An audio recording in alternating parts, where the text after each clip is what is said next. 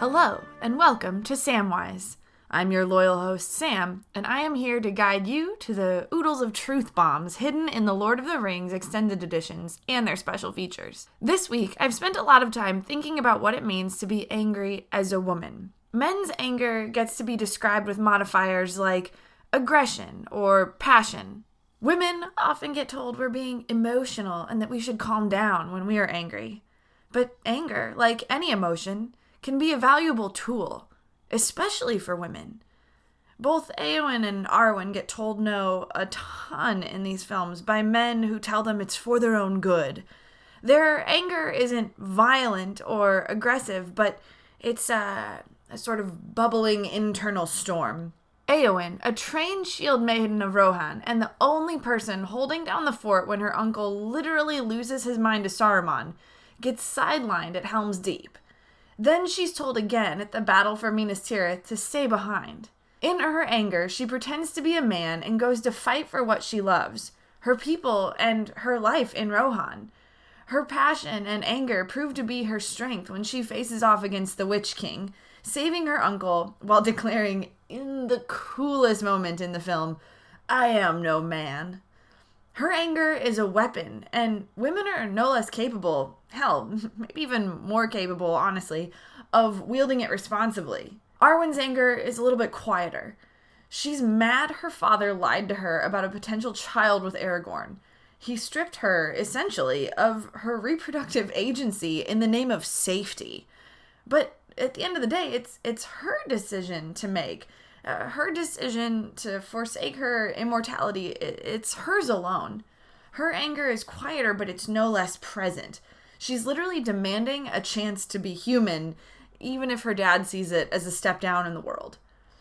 Being a woman, or hell, anyone who's marginalized, is so anger-inducing on a daily basis. Don't let anyone take that anger from you. It's a gift, especially when you wield it wisely.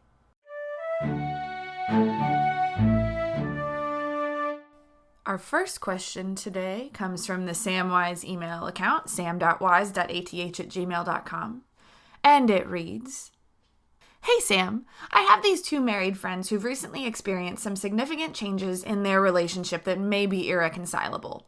Because they're both my friends, I don't want to take a side. The problem is, the more I talk with both of them, the more it seems like the tough but correct answer is for them to end things. How can I continue to support them and offer advice, but also be honest about the fact that it might be time to call it quits? Thanks, stuck in the middle." So, I just finished talking about anger, but the other common theme of these stories of Eowyn and Arwen is people meddling in others' emotional decisions. This isn't to say that that's what you're doing, but as your friends share their struggles with you, I don't think it's your job to offer solutions, but to offer a listening ear as they sort out their future. Consider the end of Return of the King, the final ending of Lake 7, in which Frodo has grown out of Middle-earth. It's not a value judgment on his home or the people he saved, but his life has gone a different way. He can no longer stay with Sam, whose life has settled into the Shire with ease. Parting is really hard for them, but Pippin, Merry, Gandalf, and the elves, they allow these two their sorrow. Frodo also gives Sam a book, a space to write his story and to share what it is he's feeling in this complicated moment. So be like the book. Be the space for your friends' stories without value judgments, and let your friends work through their sorrow, their very legitimate sorrow as things are changing, on their own, while making sure they're not alone.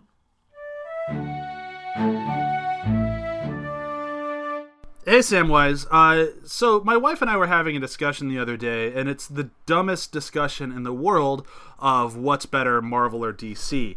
And I realized halfway through the argument that this is the stupidest argument ever, and I'm wondering, is there anything in Lord of the Rings that can help us prioritize our arguments so we stop wasting time on arguments that mean nothing? Because, yeah. Thanks, Sam. The answer to your question is in the way that you phrase the question. You prioritize. Or Or, and this is from Two Towers and from Return of the King, be like Legolas and Gimli and create a running point system to settle every dumb argument in a way that makes it funny instead of heated. Also, like, as a side note, I just want to say Thor 3 was a New Zealand crafted movie that stars both Cate Blanchett and Carl Urban, who are both pretty heavily involved in the Lord of the Rings series. So I'm thinking that Lord of the Rings leans more Marvel. Hope that settles it for you.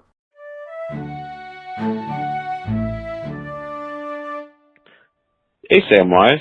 Something about the movies has always bothered me. How do you feel about the Eagles arriving to save Sam and Frodo in Return of the King? Why couldn't they have just flown to Mordor in the first place? Thank you. Bye.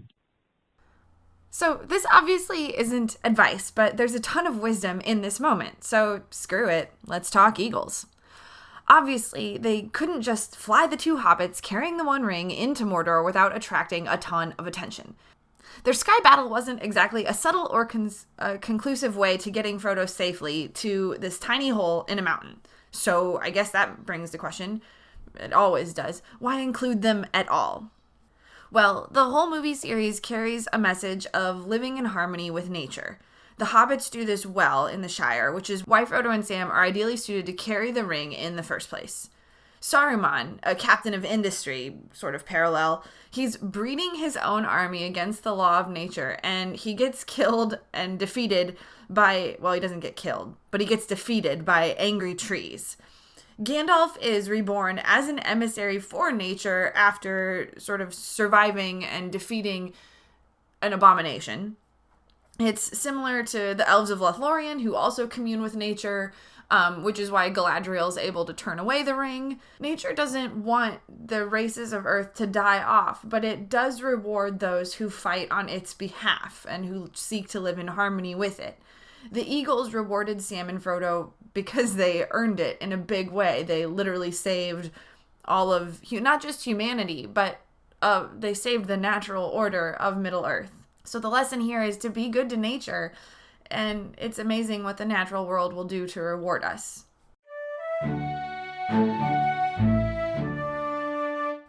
This next question is actually coming from the R Need Advice subreddit. I'll be pulling from that as I wait on you guys to send in your questions. This time, user MeWeird18 asks, should I dress feminine everywhere? I'm a trans woman still in the closet. I only dress feminine when I'm alone. It is deeply dysphoric to me to still have to present masculine in public. I have to go to school looking mask, have to be around my family looking mask, etc. I'm so sick of the constant dysphoria. Every time I see a woman, I get dysphoric. I want to be able to be feminine everywhere.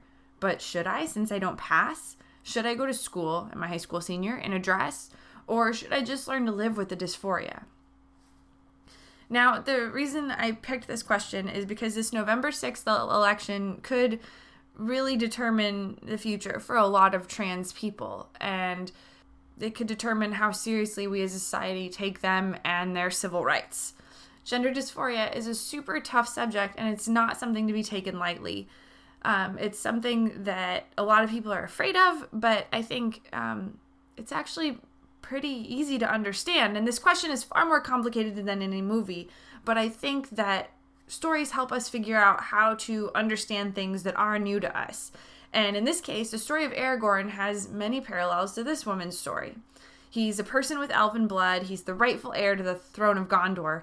And while Aragorn knows and can feel this part of him pulling him to be better, he lives in fear as a ranger. Outing himself would put a target on his back, and it would cause a ton of political strife. He has to constantly weigh the cost of being himself against the cost of his personal safety and the safety of those he loves. However, he doesn't pick the safest time to reveal his identity and take up the sword that was broken and now reforged. He chooses the time that is most risky to him, but it's also a time when being himself is a bold and beautiful statement that would strike fear into those who would oppose him. This Redditor is young. She's only a senior in high school. She doesn't give many details about whether or not her health and safety are at risk if she comes out or presents according to her gender identity, but she does say that she's tired of the dysphoria. She's tired of not getting to be herself.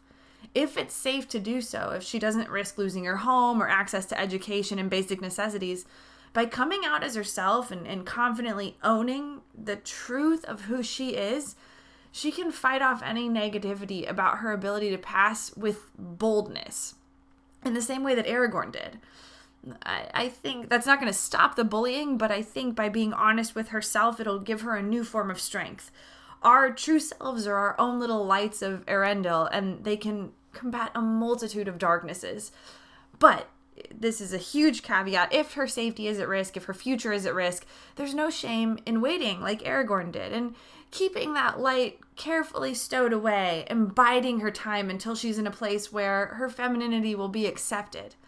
Aragorn was still an effective leader and a good person when he was quote-unquote just a ranger. She can still be a good person while struggling with this dysphoria. She can grow and learn and get in touch with herself in other ways until it's safe to let people know who she is. I hope this person can find her peace and her truth, and I hope that we can all as a society be better at creating environments where people like this woman can be their truest and their best selves.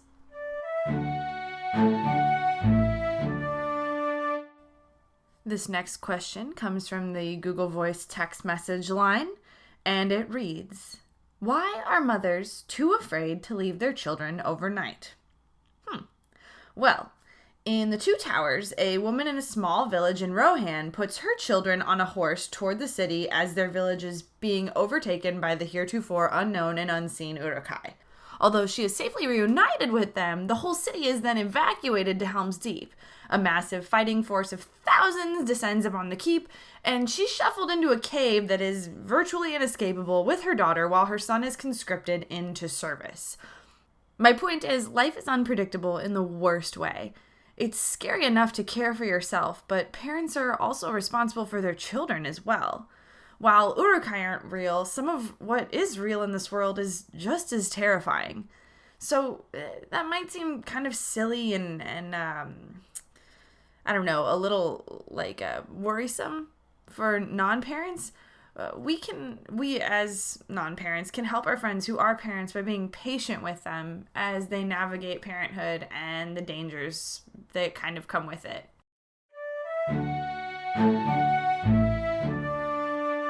That brings us to the end of yet another episode. This is our 5th episode, which puts us in our own independent feed, separate from After the Hype for the first time ever. So please rate and review us on iTunes. I would really appreciate it. We are also going to be kind of sharing the feed with After the Hype for a few more episodes. There's going to be a little bit of concurrent posting happening. So listen to After the Hype every Thursday at 10 a.m. I also guest host on a few episodes. After the Hype is also home to Venture Bros, a Venture Brothers podcast, which airs every Monday. And you can visit athpod.com for articles. Also follow us on social media. Our Facebook page is full of great stuff. And you can also check us out on Instagram at ATH Podcast. I'm on Instagram at SammyJane613, and my wonderful St. Bernard Laddi, whose life is far more interesting than mine, she is also on Instagram at Saint_Laddi.